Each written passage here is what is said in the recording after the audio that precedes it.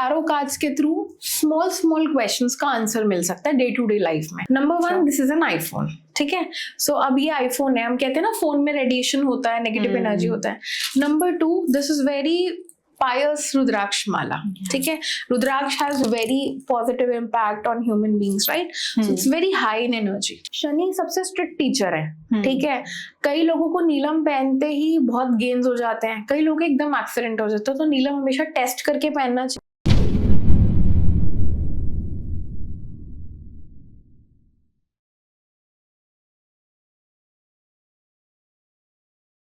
क्या आपको रिलेशनशिप में कंफ्यूजन है, या फिर फैमिली में काफी लड़ाई झगड़े हो रहे हैं, या करियर में डायरेक्शन नहीं मिल रही, या फिर हेल्थ रिलेटेड काफी इश्यूज हैं? सो डोंट वरी, आज ही जुड़िए टीयूटी ट्रिनिटी से।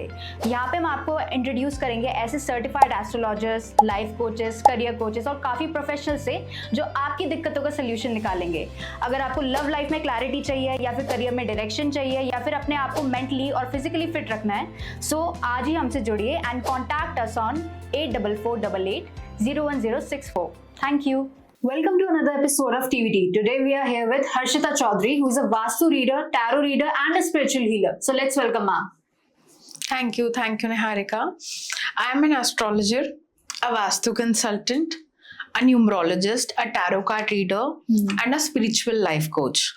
So I do a lot of things. I work with a lot of modalities, and you can follow me over Instagram by the name of Infinity by Harshita. And I help people with their relationship issue, business issue. I design lucky logos for them. I give them lucky numbers in mobile numerology. And I do Vastu of residential, commercial as well as industrial. So Harshita ma'am, as we know that you are a Vastu reader, tarot reader and a spiritual healer. So आप ये बता सकते हैं कि आपने अपनी journey कैसे start करी? Thank you so much Niharika for the recognition. And मैंने अपनी जर्नी स्टार्ट करी, अगर मैं बाय दिस सर्टिफिकेशंस बोलूँ तो 2014 में, when I was in the first year of my college. And वैसे I think I am a born intuitive person. Reason being, मेरी मदर एस्ट्रोलॉजर है। मेरे को घर से बहुत सारी विद्याएं मिली, बहुत सारा एक्सपीरियंस मिला, है ना। घर से बहुत सारी एक्सपीरियंशियल लर्निंग मुझे मिली है। एंड द सर्टिफिकेशंस है वो 2014 से हैं। आई was in first year of my college and now it's 2025, so 11 years experience I hold in this line. और ये जो मेरे अंदर एनर्जी वाला इफेक्ट था ना, इसको फील कहते हैं। अगर मैं सेंसिटिव नहीं हूँ तो मैं चीजें फील नहीं कर सकती। तो जो सेंसिटिविटी है, एनर्जी सेंसिटिव होना है मेरा, ये आई से बचपन से है। मैं किसी के घर के बाहर से जा रही होती थी तो मुझे उस घर में ऐसा लगता था कोई एनर्जी झांक रही है। पॉजिटिव भी नेगेटिव भी फील होता था। बचपन में हम किसी के घर जा रहे हैं, किसी घर में ऐसा बच्चा मन नहीं लग रहा, तो ऐसा लगता था इनके घर में कोई नेगेटिविटी है ना। वास्तु दोष हो सकता है, वो एनर्जी इश्यूज हो सकते हैं। देन घर से बहुत कुछ सीखा, बचपन से बहुत कुछ सीखा। मम्मा रेकी हीलर हैं, एस्ट्रोलॉजर हैं, वास्तु कंसल्टेंट हैं। तो हम छोटे छोटे होते थे, उन्होंने कैंसर पेशेंट को ठीक किया, ठीक है। बहुत छोटा सा बच्चा आता था, वहां से मुझे बहुत इंस्पिरेशन मिली कि ये बच्चे की मम्मी इतनी मेहनत करती हैं, रोज हीलिंग के लिए लेके आती हैं, वो ठीक हुआ। किसी की शादी नहीं हो रही थी, वो हो गई, है ना। किसी का पितृदोष के इश्यूज क्लियर हुए। तो वो जैसे जैसे मैंने अपने घर में चीजें देखी ना, मुझे और विश्वास होता चला गया कि नहीं, भगवान जी ने कुछ चीजें ऐसी रखी हैं हमारी जिंदगी में कि रेमेडीज के थ्रू में फर्क आ सकता है। फिर मेरी ग्रेजुएशन हुई 2014 to 17 from Delhi university. I am a graduate in political science, and then I prepared for government exams. I prepared for IAS exams and UPSC and all. But ये prediction भी मुझे बहुत पहले मिल गई थी, क्योंकि मेरे को बहुत strong होता था वो लाल बत्ती वाली गाड़ी है ना। मेरा अपना सन प्लैनेट ऐसा है, मुझे बहुत होता था पावर का, इसका उसका। मुझे prediction मिली हुई थी, बेटा ये नहीं होगा, वो वाला चार्ट नहीं है, तुम्हारा ऑकल्ट का चार्ट है। होता है ना, जो चीज हमें घर से बहुत प्यार से मिल रही होती है, एज अ किड हमें लगता है नहीं हम तो कुछ हट के करेंगे, but somehow destiny had some other plans. I landed in this line formally 2014 में जब मैंने सीखा, तो जब मैं सर्टिफाइड हुई, क्योंकि सर्टिफिकेशन जरूरी होते हैं, ठीक है, तो जब मैं सर्टिफाइड हुई उसके बाद मेरी mother used to send me, बेटा ये वास्तु का प्रोजेक्ट है, आपने करना है, ठीक है। मैं अपने फ्रेंड सर्कल के लिए और क्लोज सर्कल के लिए टैरो एस्ट्रो करती थी, बट आज भी मैं बहुत कुछ पढ़ती हूँ, मैं आज भी सीखती हूँ, क्योंकि मैं मानती हूँ कि ज्योतिष ना बहुत बड़ा समुद्र है, इसकी पढ़ाई कभी खत्म नहीं होगी। तो मैं बोलती हूँ कि मैं ज्योतिष की स्टूडेंट हूँ। और एक बहुत प्यारी बात कि मैं हमेशा सोचती हूँ कि मैं हम्बल रहूँ और मेरे में कभी ईगो ना आए, वो ये है कि मैंने ज्योतिष को नहीं चुना मैंने ये लाइन नहीं चुनी, इस लाइन ने मुझे चुना। ये विद्या बहुत बड़ी चीज है, विद्या आपको चुनती है, आपकी क्या औकात है कि आप किसी चीज को चुन लो, विद्या चुनती है आपको। बिल्कुल, दिस वाज माय एक्सपीरियंस। या सो अभी आपने बताया कि आपको मतलब बिगनिंग से इंट्यूशन था, आपके पास एनर्जी थी, तो अगर किसी इंसान को इंटरेस्ट है इस फील्ड में, तो आपको क्या लगता है कि उसको मतलब इंट्यूटिव होना, गिफ्टेड होना जरूरी है? आई थिंक सो, यस, कुछ हद तक हाँ। क्योंकि अगर आपकी इंट्यूशन काम नहीं करेगी तो आप बता नहीं पाओगे। देखो, टेक्निकल नॉलेज तो दुनिया लेके बैठी है, राइट, लेकिन सारे ज्योतिषी नहीं अच्छे, सारे लोग नहीं पकड़ पाते बात को। मेरी मदर कहती है 100 लोग सीखते हैं, 100 थोड़ी कामयाब हो जाते हैं, है ना। तो वो आपके अपने पेंडिंग कर्मा है, आपका अपने चार्ट की एनर्जी है, आपकी इंट्यूशन है, आपकी साधना है। आप ये बोलो कि आप नॉनवेज कंज्यूम कर लो, आप कोई पूजा पाठ नहीं कर रहे, अपनी पंचांग, जिस तिथि पे आप पैदा हुए हो, अपनी पंचांग के हिसाब से, अपनी डेट ऑफ बर्थ के हिसाब से कोई रेमेडी नहीं कर रहे, आप कैसे कामयाब हो जाओगे? जुपिटर की ब्लेसिंग, वीनस शुक्राचार्य के पास संजीवनी शक्ति थी, तो शुक्र की ब्लेसिंग के बिना, वीनस की ब्लेसिंग के बिना नहीं हो सकता। लेकिन फिर भी एक पॉजिटिव एस्पेक्ट मुझे ये लगता है कि हर बंदा सीख सकता है। क्या पता ईश्वर की कौन सी कृपा उस पे हो जाए। तो हर व्यक्ति जो है इस लाइन में आ सकता है, इसको सीख सकता है, बाकी आपकी अपनी मेहनत भी होती है। और मैं ये इस चीज पे भी बहुत बिलीव करती हूँ कि हर व्यक्ति को थोड़ा सा ज्योतिष, थोड़ा सा आयुर्वेद, थोड़ा सा वास्तु आना चाहिए कि वो अपने घर का इलाज कर सके। फोन नंबर लेने जा रहे हो, मोबाइल न्यूमरोलॉजी आती हो, पंचांग आती हो, है ना, पूर्णिमा है, अमावस्या है, एकादशी है, ये थोड़ी थोड़ी चीजें अगर आती हो तो इनफ है, हम अपनी रेमेडीज थोड़ा बहुत कर सकते हैं। बट जब आपको लगता है कि भाई मुहूर्त निकलवाने हैं, स्ट्रॉन्ग लेवल पे मैच मेकिंग करानी है, करोड़ों रुपए का आप बिजनेस कर रहे हो, then you can take the expert advice. And ma'am I feel like कि ये जो इतनी सारी चीजें होती हैं, एस्ट्रोलॉजी हो गया, वास्तु हो गया, तो ऐसा नहीं होता कि मतलब इतनी सारी चीजों को लेकर लोग पैरानॉइड हो जाते हैं कि ये भी हो सकता है, वो भी हो सकता है? देखो क्या होता है कि पैरानॉइड वर्ड तो मैं नहीं बोलूंगी, क्योंकि मेरे ज्योतिष गुरु एक बात बोलते हैं, ज्योतिष उतनी अच्छी कि वो दिमाग पे ना चढ़े, सिर पे ना चढ़े। अगर मुझे आज आपसे मिलने आना था, मैं हर समय मुहूर्त नहीं देख पाऊंगी। कुछ तो आपकी भी कमिटमेंट्स होंगी, आपकी भी अपॉइंटमेंट्स होंगी, कुछ मेरी भी होंगी, ठीक है। सो इसलिए रेमेडीज है हमारे पास, लेकिन पागल नहीं होना होता। एक साइंस है, एक विज्ञान है। ज्ञान और विज्ञान में ये फर्क है। ज्ञान जो मेरे पास है, विज्ञान जिसपे किसी और ने रिसर्च करी है, पर मैं उस नॉलेज को यूज कर रही हूँ, राइट, ठीक है। सो पैरानॉइड तो नहीं, पर हाँ, वास्तु की मदद से, ज्योतिष की मदद से, न्यूमरोलॉजी की मदद से, टैरो कार्ड्स की मदद से हम अपनी लाइफ के बहुत सारे डिसीजन करेक्ट ले सकते हैं। बाकी फिर भी ईश्वर के हाथ में है। देखो, हम इंसान है, हमारे पास विद्या है, लेकिन सबसे बड़ी जो जानी जान है वो तो परमात्मा है ना, वो तो उनकी नॉलेज है, उनके मैं कहती हूँ उनकी चाहत के बिना एक पत्ता नहीं हिल सकता। तो वो यूनिवर्स, वो डिवाइन, वो तो बहुत बड़ी चीज है। पर हम इन विद्याओं से अपनी ना डे टू डे लाइफ को आसान बनाने की कोशिश करते हैं। मान लो मेरे पास एक लिमिटेड पैसा है, मैंने एक बिजनेस में इन्वेस्ट करना है, अगर वो बिजनेस फेल हो गया तो मैं शायद सड़क पे आ जाऊं। तो उसके लिए तो मुझे चाहिए ना यार, मैं पूछ के काम करूं, मैं सही डिसीजन लूं, वो चीज फेल नहीं हो। अल्टीमेटली तो ईश्वर के हाथ में, लेकिन हमें ना प्रोबेबिलिटी प्रिडिक्शन मिल जाती है, ये करना है, ये नहीं करना है, इस चीज का काम करना चाहिए। जैसे कंस्ट्रक्शन का काम हर किसी को सूट नहीं करता, मान लो डेयरी का काम हर किसी को सूट नहीं करेगा, कपड़ों का काम नहीं करेगा, ठीक है, तो आपको देखना पड़ेगा आपको प्रोफेशन कौन सा सूट कर रहा है, आपकी शादीशुदा लाइफ कैसे चलने वाली है। कई लोगों को उम्मीद ही मत रखो, कई लोग शादी के लिए बने ही नहीं होते लेकिन फिर भी पीछे भाग रहे होते हैं, तो आपको क्लैरिटी मिलती है यार। और सिर्फ यहाँ सनातन धर्म नहीं, दुनिया में जितने धर्म हुए हैं, जितनी कम्युनिटीज हुई हैं, चाहे वो ट्राइबल कम्युनिटीज ही क्यों ना हो, हर जगह कोई ना कोई विद्या आपको मिलेगी। कोई चावल से देखता है, कोई किसी के घर की मिट्टी से देखता है, कोई चार्ट से देखता है, कोई आसमान में जब पॉल्यूशन नहीं होता था तो इतने सुंदर स्टार्स दिखते थे उनसे देखते हैं। तो ये क्यूरोसिटी तो ह्यूमन माइंड में हमेशा से है कि कल क्या होगा। राइट।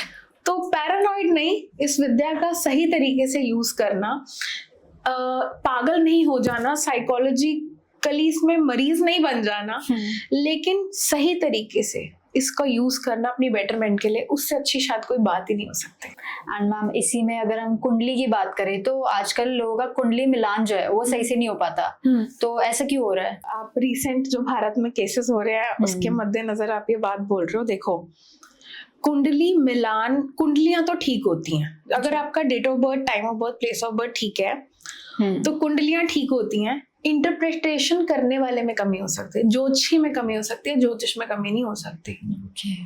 इंटरप्रिटेशन हर किसी की अलग है। एग्जाम्पल के तौर पे आप एक ही रिपोर्ट 10 डॉक्टर को दिखाते हो, कई बार कोई कहता है सर्जरी करा लो, कोई कहता है नहीं कराओ, कोई कहता है दवाई खा लो।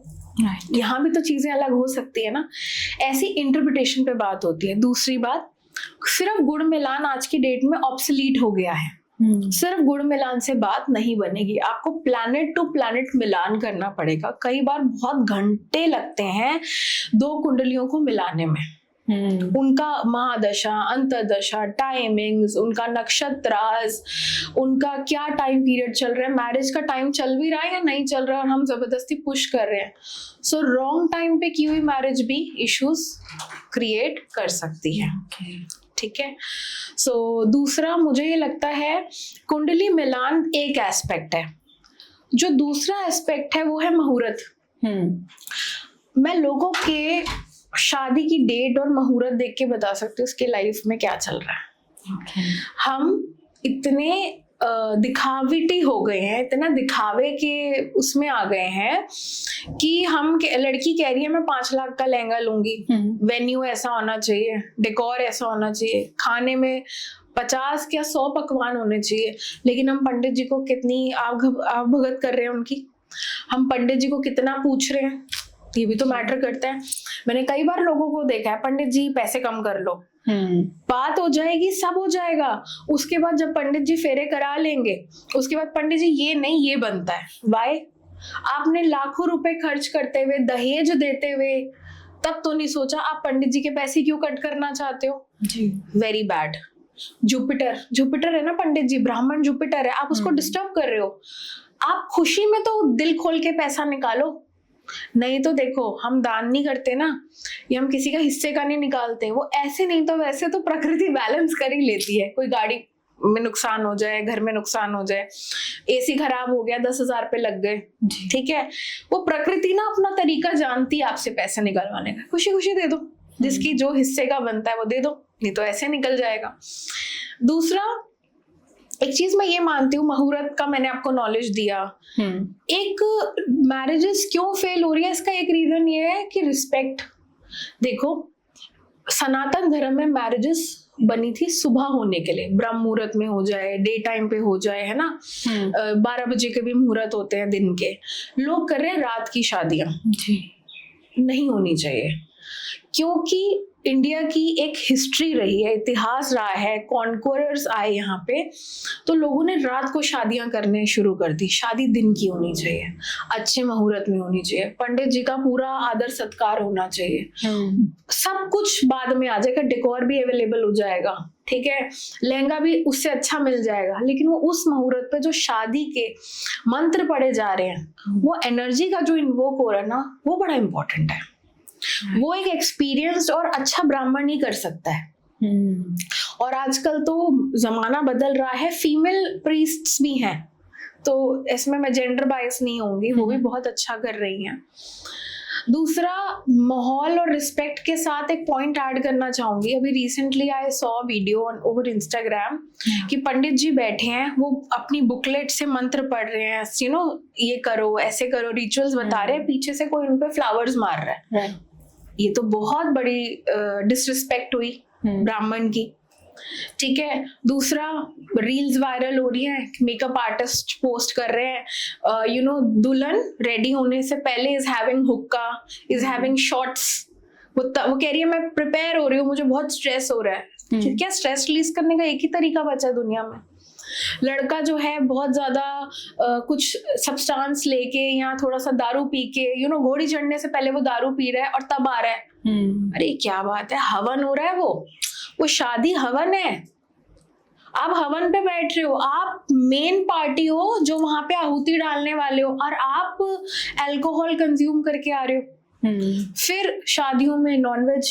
अगर आप सनातनी हो, आप हिंदू धर्म से बिलोंग करते हो, तो आप हर चीज को बैलेंस आउट कर लो। मैं ये नहीं कह रही आप खाते हो नहीं खाते हो, सबकी अपनी पर्सनल चॉइस होती है। देखो, इंडिया बहुत डाइवर्सिफाइड कंट्री है। यहाँ पे बंगाल में ब्राह्मण भी मच्छी खाएगा। इतनी अकल, इतनी नॉलेज अपनी ज्योग्राफी के बारे में, अपनी डाइवर्सिफिकेशन पे होनी चाहिए। पर आपका कम्युनिटी, आपका जो धर्म है वो क्या मानता है वो भी देख लेना चाहिए। आप कॉकटेल पार्टी अलग से रख लो ना, आपको रखनी है, आपको किसी की अवगत करनी है तो। लेकिन आप जब शादी है उस दिन जितना सात्विक रहो उतना अच्छा है, क्योंकि लोगों को साथ एक कमी हो रही है। इतना दिखावा हो गया है कि people are focusing on weddings, blingy गाना, डीजे, खाना, है ना। People are not focusing on the quality of marriage. वो 1 महीने 15 दिन रुक जाएंगे, गेस्ट, हंसी मजाक हो जाएगा, रिचुअल्स हो जाएंगे, हनीमून हो जाएगा। उसके बाद जब आप एक छत के नीचे आ गए हो तो आपको एक दूसरे की कमियां भी एक्सेप्ट करनी पड़ेगी। सब ब्लिंगी नहीं रह जाएगा, सब इंस्टाग्रामेबल नहीं रह जाएगा, एक दूसरे के सुख दुख में साथ देना पड़ेगा। तो इसलिए मैं मानती हूँ कि शादी करने से पहले आप कुंडली भी दिखाओ, बायोडेटास भी मैच करो। आप आजकल बायोडेटास भी मैच होते हैं, ठीक है। नहीं तो बायोडेटा देखने से पहले कुंडली भी नहीं आती, बायोडेटा देखते ही चीजें, रिश्ते रिजेक्ट हो जाते हैं। भैया लड़के का ये पैकेज है, लड़की का ये पैकेज है, ये ऐसी है, वो वैसा है। बायोडेटा भी मैच कर लो, कुंडली भी मैच कर लो, लेकिन एक ही मीटिंग में शादी मत फिक्स करो। थोड़ा सा बातचीत करो, फैमिली को बता के आओ, डिनर्स पे, लंचेस पे मिलो, और आप देखो कि वो व्यक्ति, उसको ऑब्जर्व करो वो कैसा है।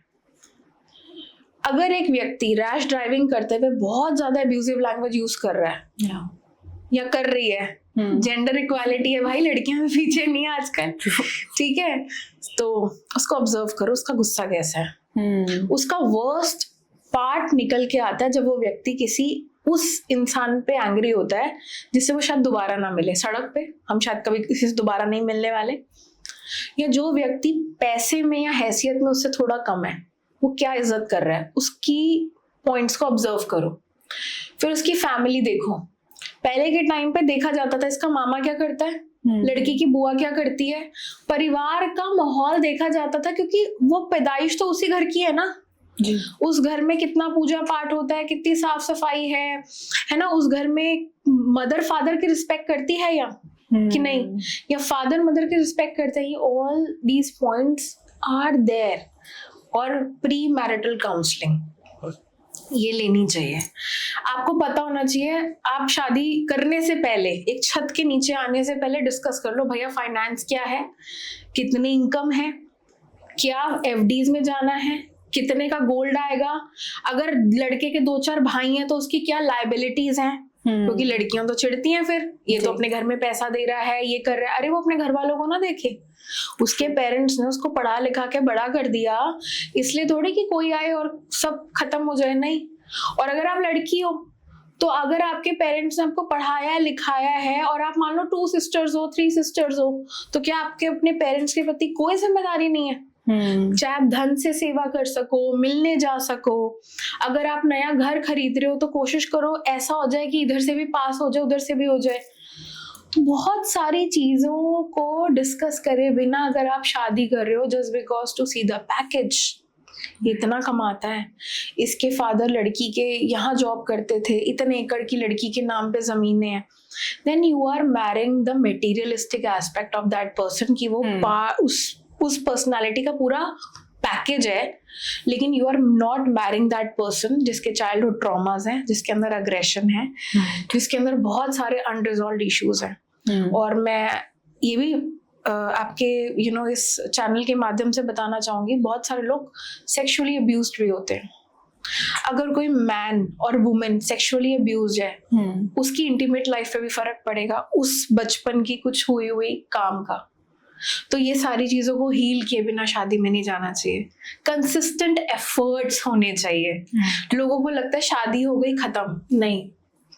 हम बहुत एडमायर करते हैं ना इंस्टाग्राम पे, जब हम बहुत बुजुर्ग दंपत्ति को देखते हैं, वो एक दूसरे को फ्लावर्स दे रहे हैं, वो डांस कर रहे हैं।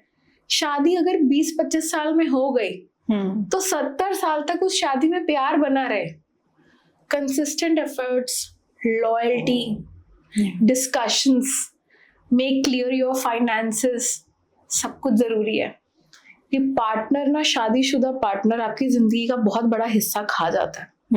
आपके बच्चे उनसे होने वाले हैं, आप एक टेबल पे दिन रात खाना खाने वाले हो, आपके मील्स शेयर होने वाले हैं, आप गंदी आदतें भी लेते हो अपने पार्टनर की, अच्छी आदतें भी लेते हो। तो ये जानना बहुत जरूरी है कि मेरी आने वाली जिंदगी किसके साथ कटेगी, क्योंकि ये एक ऐसा रिश्ता जो हम अपने आप चूज कर सकते हैं। हम ये चूज नहीं कर सकते कॉन्शियसली, सबकॉन्शियसली तो हम बहुत सारे आत्मा के वर्ल्ड में चूज कर लेते हैं, ये मेरी मदर होने चाहिए, ऐसे मेरे फादर होने चाहिए, या सोल कॉन्ट्रैक्ट्स होने चाहिए। But I will stick to the topic. हम अपने पेरेंट्स चूज नहीं करते ना कॉन्शियसली कि मैं को इस घर में पैदा होना है। निहारिका ने सोचा था वो इस घर में पैदा होगी, नहीं हो गए। हम नहीं सोचते हमारे सिबलिंग कौन होने वाले हैं, उनका हमारा क्या बॉन्डिंग होने वाला है। बट हम शादीशुदा लाइफ में पार्टनर बहुत सोच समझ के चूज कर सकते हैं। मेक श्योर वहां पे गलती ना हो। एंड मैम, अगर ऐसा हो कि कुछ लोगों का होता है ना कि लोग प्यार में अंधे हो जाते हैं, तो फाइनेंस की छोड़ो, उन्हें अपनी फैमिली की भी नहीं पड़ी होती, तो उस टाइम पे मतलब कैसे डिसीजन ले कि वो सही है हमारे लिए कि नहीं है? वहां पे कुंडली मैचिंग होगी, प्री मैरिटल काउंसलिंग होनी चाहिए, सो दैट बाद में पछतावा ना हो। मेरे बहुत सारे क्लाइंट्स मेरी इस वाक्य से वाकिफ हैं कि शादी इतनी जल्दबाजी में मत करो कि बाद में पूरी जिंदगी आपको पछताना पड़े बहुत फुर्सत से। वो नहीं होना चाहिए। लव मैरिजेस में हमें, क्योंकि ना हमारा जो वो लव हार्मोन है ऑक्सीटोसिन, वो बहुत हावी होता है। बट आप देख लो, आप निभा पाओगे भी नहीं। देखो, मैरिज ना गुडी गुडी नहीं होती।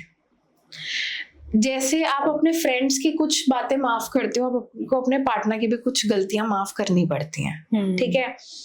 मैरिज में हमेशा आदमी कमाए ऐसा जरूरी नहीं है। हो सकता है उसकी जॉब भी जा सकती है, कभी उसके साथ भी पैसे वाइज बुरा टाइम आ सकता है, तो आप उसको सपोर्ट कर पा रहे हो कि नहीं? आप इतने सशक्त हो, ऐसा तो नहीं ना कि पति का भी पैसा ले लूं, अपनी भी जो मेरी जॉब हो रही है उसका भी पैसा कर लूं, उस बेचारे के पास कुछ है ही नहीं। ऐसे ना ग्राफ अप डाउन होता है मैरिजेस में। अगर आप लव मैरिज कर रहे हो तो भैया फिर आपकी मर्जी। देखो, ये ना पर्सनल चॉइस है। मेरा जो सजेशन रहेगा वो भैया दिखा लो। मैं आपसे झूठ नहीं बोलूंगी, मेरे इतने प्यारे क्लाइंट्स हैं जो 25 ईयर ओल्ड हैं, जेंजीज हैं, वो कहते हैं हर्षिता मेरे को नहीं लड़का पसंद आ रहा है, मैं इसकी ना पहली डेट ऑफ बर्थ मांग रहा हूँ, पहले ही देख लो, मैं दिल नहीं तोड़वा सकती या दिल नहीं तोड़वा सकता। मेरे पास ऐसे भी क्लाइंट्स हैं, पहले ही फेस रीडिंग करवा लेंगे, डेट ऑफ बर्थ, ये वो। मैंने अपनी बेस्ट फ्रेंड के लिए 7-8 लड़कों को रिजेक्ट करवाया था, नहीं बहन ये नहीं, और अभी वो जिसके साथ है शी इज हैप्पी। बहुत सोच समझ के किया जाता है ना ये। पर अगर बिल्कुल ही आप प्यार में पागल हो तो फिर भैया आपकी मर्जी है। क्योंकि देखो, डिसीजन लेने के बाद अगर उस शादी में अप डाउन होता है तो उसके जिम्मेदार आप हो। क्योंकि आप शादी जैसी बहुत बड़ी चीज का जो उसका डिसिप्लिन है, उसका जो डिसीजन मेकिंग है वो खुद लेना चाह रहे हो, फिर आप जिम्मेदार हो। एंड मैम रिलेशनशिप के अलावा अगर हम दूसरी चीज के बारे में बात करें तो वो होता है करियर। तो इसको लेकर भी बहुत ज्यादा लोग परेशान होते हैं। तो अगर हम बात करें वास्तु दोष की, तो अगर उसमें दिक्कत हो, वास्तु दोष हो बेसिकली, तो हमारे करियर पे भी अफेक्ट कर सकता है। एब्सोल्युटली करता है। देखिए निहारिका, अगर आपकी कुंडली में बुध ग्रह डिस्टर्ब है, D10 चार्ट जो हम प्रोफेशन के लिए देखते हैं उसमें लग्नेशी नीच का हो गया है ना, लग्नेशी बहुत मैलेफिक प्लैनेट्स के साथ जाके बैठ गया, 6 8 12 के साथ कनेक्शन हो गया, तो बहुत अच्छा प्रोफेशन नहीं रहता वहां पे। फिर उस चार्ट को रेमेडीज के थ्रू उठाया जाता है। मैंने कहा ना, रेमेडीज होती हैं, 90% केस में रेमेडी काम करती है। कुछ मैं फिर बोलती हूँ ईश्वर के हाथ में होता है, हम भगवान नहीं है, ईश्वर के हाथ में बहुत कुछ होता है। व्यक्ति की हाथों की लकीरें भी बदलती हैं जब वो मेहनत करता है, क्योंकि अपने हाथ में कर्मास है। हम क्लैरिटी ले सकते हैं एस्ट्रो से, वास्तु से, और कर्म कर सकते हैं। अगर आज मेरी किस्मत में लिखा है कि मुझे 1 लाख रुपए का क्लाइंट आने वाला है, लेकिन मैं फोन आ रहे हैं उठा ही नहीं रही, मैं कोई एफर्ट ही नहीं करी, तो वो क्लाइंट कहीं और चला जाएगा ना। राइट। तो एफर्ट्स तो इम्पोर्टेंट है ही। फिर अगर मैं वास्तु के नजरिए से बात करूं तो वास्तु में भी एक सर्किट बनता है। जैसे नॉर्थ डायरेक्शन बताएगी आपको क्या अपॉर्चुनिटीज आ रही है, साउथ ईस्ट डायरेक्शन बताएगी कि आपका पैसा टूट टूट के आ रहा है क्या, लिक्विड मनी इश्यूज तो नहीं है क्या। साउथ डायरेक्शन बताएगी आप सीईओ लेवल पे जा सकते हो या नहीं जा सकते हो। वेस्ट आपको बताएगी प्रॉफिट्स हो रहे हैं या नहीं हो रहे हैं। ठीक है, आपका जो वेस्ट ऑफ साउथ वेस्ट है वो बताएगी आपको सेविंग्स कितनी हो रही है नहीं हो रही। तो वास्तु में भी एक सर्किट बनता है। लेकिन अगर मैं मेन डायरेक्शन बात करूं कि जॉब, करियर, ग्रोथ, उस ग्राफ का ऊपर जाना, दैट इज नॉर्थ डायरेक्शन, क्योंकि नॉर्थ पैसा देता है। नॉर्थ में अगर मैं नवग्रह की बात करूं तो बुध ग्रह वहां फॉल होता है। तो अगर नॉर्थ में टॉयलेट है, नॉर्थ वाटर एलिमेंट है, जल तत्व है ना, हम कहते हैं ना फ्लो ऑफ मनी, है ना, flow of water. So according to feng shui also, according to Vastu also, जो मनी एनर्जी है that is water energy. So अगर नॉर्थ में जहाँ पे वाटर है वहां पे कुछ भी इश्यूज होंगे, टॉयलेट होगा, एंटी कलर्स होंगे, है ना, वो नॉर्थ बहुत ऊपर बना हुआ है, बहुत ऊंचा बना हुआ है, देन व्यक्ति को करियर में प्रोफेशनल प्रॉब्लम आएगी ही आएगी। एंड मैम अगर हम 2025 की बात करें तो आपने देखा होगा काफी इंसिडेंट्स हो रहे हैं, जैसे कि अभी पहलगाम अटैक भी हुआ है, तो उसका रीजन क्या हो सकता है? देखिए, इट्स गुड क्वेश्चन, क्योंकि हम ज्योतिष को अपने देश की प्रॉब्लम्स को प्रिडिक्ट करने के लिए भी यूज कर सकते हैं। ठीक है, सो ये जो ईयर 2025 है 2025, इसका जो जोड़ है वो 9 है, 9 मंगल का साल है। अभी करंटली इस मैं जब जून महीने की बात करूं तो मंगल और केतु कंजंक्शन में, कंजंक्शन माने 2 प्लैनेट साथ में है। अभी ये 28 जुलाई तक रहने वाला है। तो 28 जुलाई तक बहुत कुछ ध्यान देना है देश को, एक्सीडेंट्स पॉइंट ऑफ व्यू से। जैसे अंगारक योग बना हुआ है, अंगारक क्या होते हैं, अंगारे, तो एक्सीडेंट होना, जलना, ये वाले योग बने हुए आसमान में, और बने किसमें हुए, लियो राशि में, 5 नंबर की राशि में। काल पुरुष कुंडली के हिसाब से लियो राशि जो है बच्चों की भी बनती है। ठीक है, बच्चों के एक्सीडेंट्स का ध्यान रखना चाहिए, बच्चों के साथ में हैपन ना हो जाए, इन जनरल ध्यान रखना चाहिए। अभी जो प्लेन का क्रैश हुआ वो हॉस्टल पे हुआ, वो भी तो कॉलेज के बच्चे ही थे, यंग स्टूडेंट्स है ना। तो ये बल्क में लोगों का डेथ होना, वो ये क्या होता है, ये ऑन द चार्ट से, जो इंडिविजुअल चार्ट से नहीं पता चलेगा। कुछ मैक्रो एस्ट्रोलॉजी होती है कि एक वेग आया बुरे टाइम का, वो बहुत सारे लोगों को ले गया। इसका ध्यान रखना अलग होता है। ठीक है, तो अंगारक योग बना हुआ है, तो देश दुनिया में चीजें ध्यान रखने वाली हैं। दूसरा, मार्च में सैटर्न चेंज हुआ है। शनि जो ग्रह है वो 30 साल बाद सारी ज़ोडिएक को कवर करके आते हैं। शनि अभी 12 नंबर की पाइसेस राशि में है। पाइसेस की राशि काल पुरुष कुंडली में 12th हाउस में पड़ती है। तो जो 12वां राशि है, 12वां घर है, वो डेथ का है, मंदिर का है, पहाड़ का है, हॉस्पिटल का है, जेल का है। अब शनि जो है इन सारी राशियों को, इस सारे पॉइंटर्स को अफेक्ट करने वाले हैं पाइसेस में बैठ के। तो किसी के जेल जाने के योग, बीमारी के, अस्पताल के योग बहुत सुन रही हूँ मैं जी। बहुत सारे लोग आ रहे हैं, भैया मेरी मम्मा हॉस्पिटल में थी, पहले मेरे पापा थे, अब मैं हूँ। हॉस्पिटल के चक्कर ही नहीं खत्म हो रहे, क्योंकि शनि अभी 2027 तक इश्यूज करने वाला है। तो हेल्थ पर्सपेक्टिव से हम यहाँ ध्यान दे सकते हैं। अगर मैं इस चीज की रेमेडी बोलूं, शनि हार्डवर्क कराता है। शनि की रेमेडीज जो है ना कार्मिक होती हैं। आप बोलोगे ना आप घंटी बजा लोगे, पूजा पाठ कर लोगे, नहीं। शनि ना वो टीचर है जो डंडा मार के सिखाता है। शनि कहता है मेहनत कर, बातों से, हवा में बातों मत कर, उससे काम नहीं बनने वाला।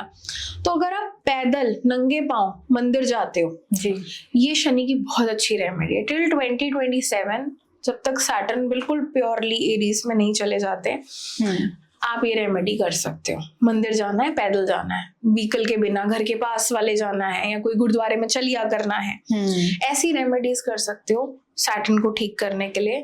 और क्योंकि दान के भाव में आया, तो शनि की चीजें आप दान कर सकते हो। काली दाल दान कर दी है ना, मस्टर्ड ऑयल का डोनेशन कर दिया, तो ऐसे करके, तो ये रेमेडीज से बहुत हद तक ईश्वर की कृपा रही तो रिजल्ट्स आएंगे। सो मैम, पहले जमाने में ऐसा होता था कि लोग रीति रिवाज को काफी मानते थे, तो आपको क्या लगता है कि आज की डेट में उसकी इम्पोर्टेंस काफी कम हो गई है? मुझे लगता है जो रिचुअल्स हैं, जो रीति रिवाज हैं, उसकी इम्पोर्टेंस पहले भी थी और उसकी इम्पोर्टेंस आज भी है। और रिचुअल्स माने टीका लगाना जी। हम कहीं जा रहे हैं, हम टीका लगा रहे हैं, टाइम टू टाइम हमारे घर में हवन हो रहे हैं, पूजाएं हो रही हैं। हम कहीं जा रहे हैं तो हम अपने घर में कोई ऐसी एनर्जीज छोड़ के जा रहे हैं कि हमारे घर में चोरी ना हो। ठीक है, सो रिचुअल्स का इम्पैक्ट होता है। एग्जाम्पल देती हूँ, शादियों में, हमारी जो सनातन धर्म में शादियां होती है, चाहे बनिए शादियां हो, चाहे पंजाबी शादियां हो, मामा के घर से जरूर कुछ ना कुछ आता है। ठीक है, उसका क्या है, इम्पैक्ट क्या है, या उस रिचुअल की इम्पोर्टेंस क्या है। देखो, कुंडली में छठा घर लड़ाई झगड़े का होता है, ठीक है, और चौथा घर माँ का, उसका थर्ड हाउस, यानी छठा घर माँ का सिबलिंग यानी मामा। सो अगर मामा आपकी शादी में, चाहे लड़का हो चाहे लड़की हो, कुछ भी कंट्रीब्यूट करते हैं, जैसे पंजाबी शादीज में मामा जो है वो चूड़ा देते हैं, ठीक है, सो कुछ भी मामा जी की साइड से आता है, मम्मी के परिवार से आता है, तो आपकी शादी में डिस्प्यूट्स होने के चांसेस रिड्यूस हो जाते हैं। तो हमारे जो भी रीति रिवाज बनाए गए है ना, वो ऐसे ही नहीं बनाए गए, वो ज्योतिष को देखते हुए बनाए गए। ठीक है, अब एग्जाम्पल के तौर पे मुझे ऐसा लगता है कि जो रीति रिवाज हैं, त्योहार हैं, ये आपके सोशल बॉन्डिंग भी कराते हैं। अब एग्जाम्पल के तौर पे तीज आने वाली है, करवा चौथ आने वाला है, दिवाली आने वाली है, हम बॉन्ड करते हैं ना, हम अच्छे कपड़े लेंगे, है ना, तीज पे औरतें झूले झूलती हैं, करवा चौथ पे इकट्ठे तैयार होती हैं, कथा सुनती हैं। आपकी कम्युनिटी बिल्डिंग भी हो रही है, एक लव एनर्जी भी स्प्रेड हो रही है, आपका सोशल सर्कल भी बढ़ रहा है, क्योंकि human being is a social animal. हम आइसोलेशन में जा सकते हैं कोई विद्या को हासिल करने के लिए, रिसर्च वर्क करने के लिए, but the end of the day हम हैं तो सोशल बीइंग्स ना, हमें कभी तो मन करेगा किसी से बात करने का। तो रीति रिवाज के थ्रू हमारी सोशल बॉन्डिंग होती है, हमारा मन हल्का होता है, हम हर एक चीज को ओवरथिंक नहीं करते। हम कहते हैं इसके साथ भी चल रहा है, इसके साथ भी कुछ चल रहा है, चलो आएगा ही करो बात को, मूड अपलिफ्ट होता है। ठीक है, हवन करवाने चाहिए घर में।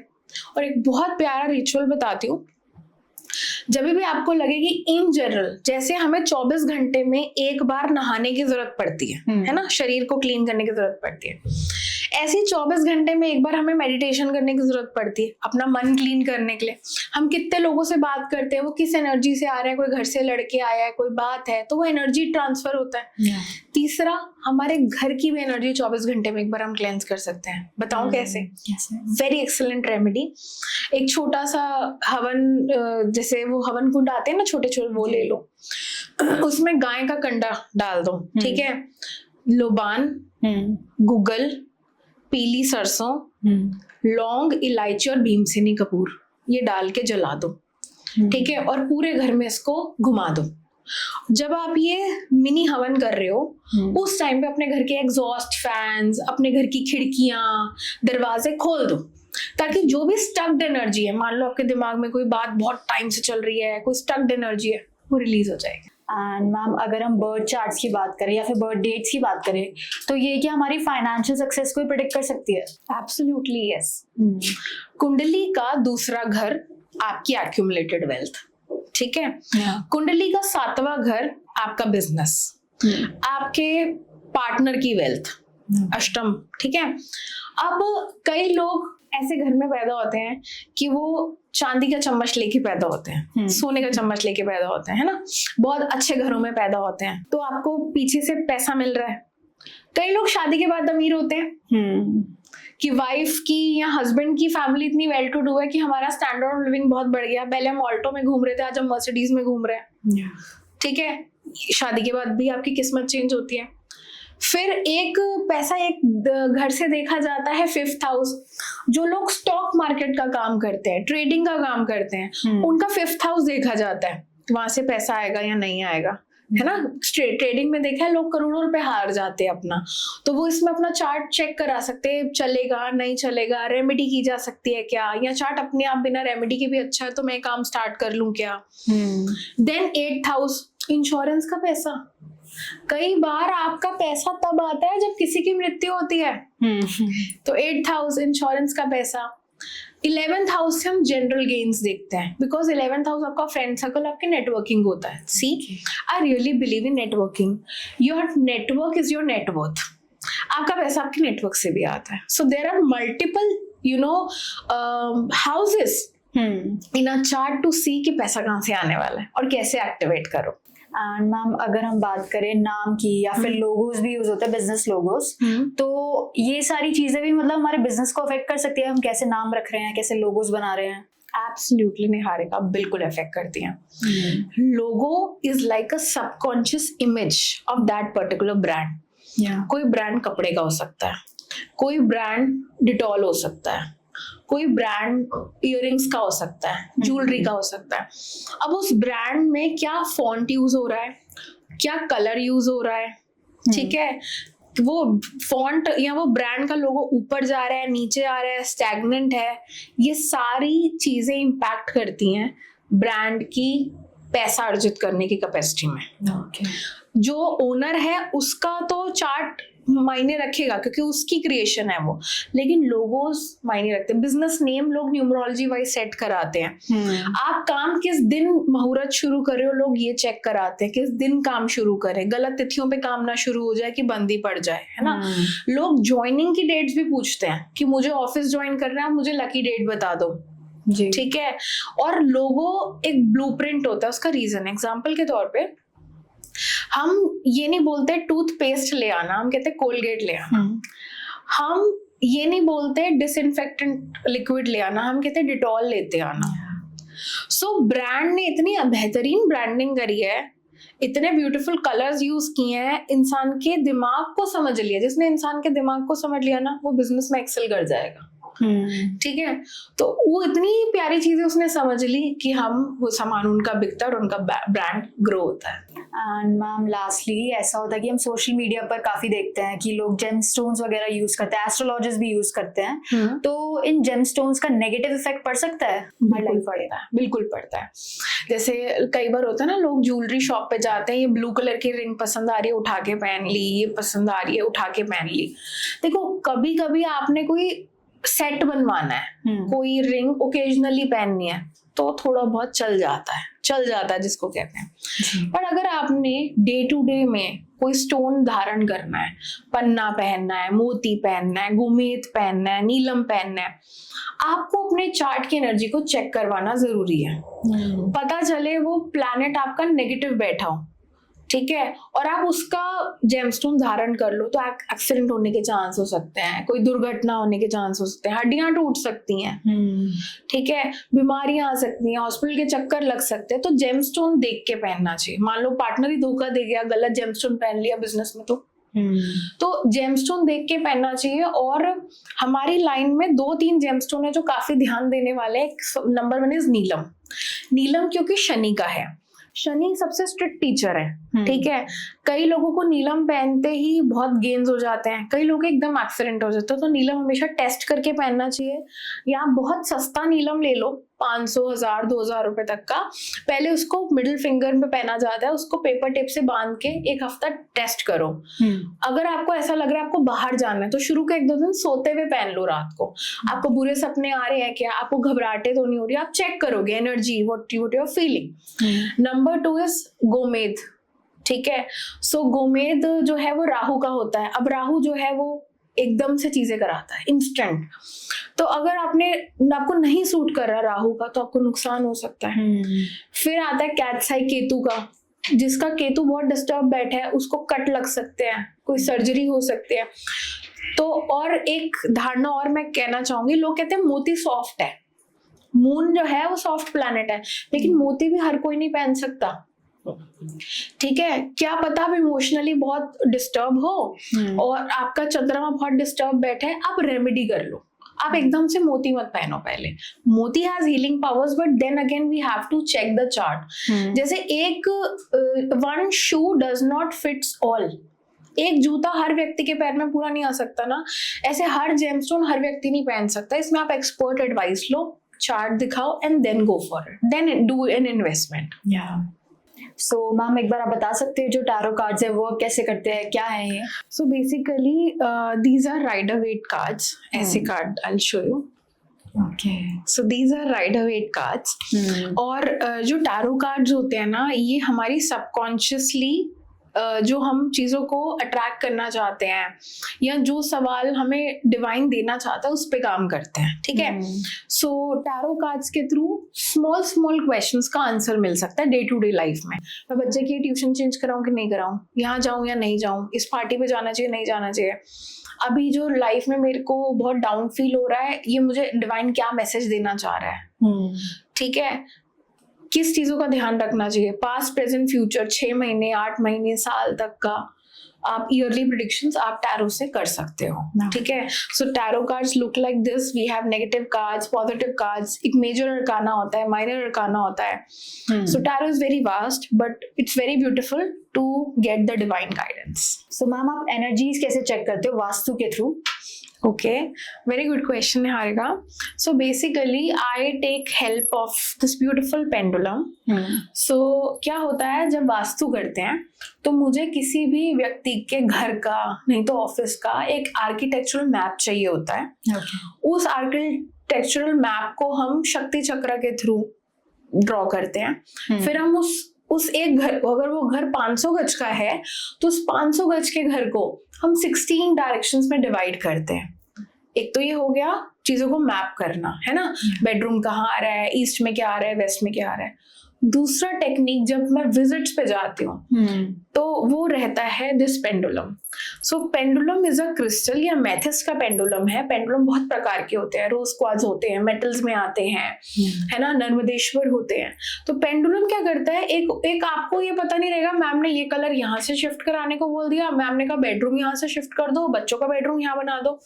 बट एक जब मैं, ये मेरा सीक्रेट है, जब मैं उस घर की एनर्जी क्लीन करती हूँ उसके बाद मैं क्लाइंट को लाइव दिखाती हूँ। जब ये एंटी क्लॉकवाइज घूमेगा तो मतलब नेगेटिव एनर्जी है, जब ये क्लॉकवाइज घूमेगा तो मतलब पॉजिटिव एनर्जी है, ठीक है। सो जब सारा काम कर लिया, सारी एनर्जीज क्लेंस कर ली, तो मैं क्लाइंट को दिखाती हूँ कि जब मैं आई थी तब ये घूम रहा था, इस कमरे में ये एनर्जी थी, इस कमरे में ऐसी एनर्जी थी, और जब मैंने क्लेंजिंग कर दिया, आपके घर की वास्तु की रेमेडीज कर दिया, तो ये एनर्जी है। तो this helps to build the confidence between me and my clients, ठीक है। So I'll show you. Number 1, this is an iPhone, ठीक है। So अब ये iPhone है, हम कहते हैं ना फोन में रेडिएशन होता है, नेगेटिव एनर्जी होता है। Number 2, this is very pious रुद्राक्ष माला, ठीक है। रुद्राक्ष has very positive impact on human beings, right? So it's very high in energy, ठीक है। अब मैं एनर्जी को चेक करती हूँ। Dear pendulum, kindly guide me the energy of the phone. It's a waste, I believe. See, my hand is stable, but because pendulum is live and this pendulum takes my guidance, ये pendulum जो है मेरा आदेश मानता है। अब देखो कितना जोर से घूम रहा है, क्योंकि फोन में रेडिएशंस होते हैं, है ना, इसलिए वो हमारी एनर्जी को डिस्टर्ब करते हैं। Dear pendulum, thank you so much. अब हम आते हैं यहाँ पे, दिस इज रुद्राक्ष माला, है ना. नाउ ये स्टेबल है. Dear pendulum, kindly guide me the energy of this rudraksha mala. देखो ऊपर करके दिखाते हैं. ठीक है, अब ये क्लॉकवाइज चल रहा है और देखो कितना फास्ट होता जा रहा है. मैं नहीं हिला रही अपना हाथ, मैं उसको सिर्फ पूछ रही हूँ आप गाइडेंस दो, है ना. तो अब रुद्राक्ष में कितनी पॉजिटिव एनर्जी होगी कि वो क्लॉकवाइज घूम रहे, इसलिए हम रुद्राक्ष को, है ना, और अभिमंत्रित जेमस्टोन्स को, यंत्रों को पहनने के, देखो कितना तेज घूम रहा है. Thank you pendulum, thank you so much.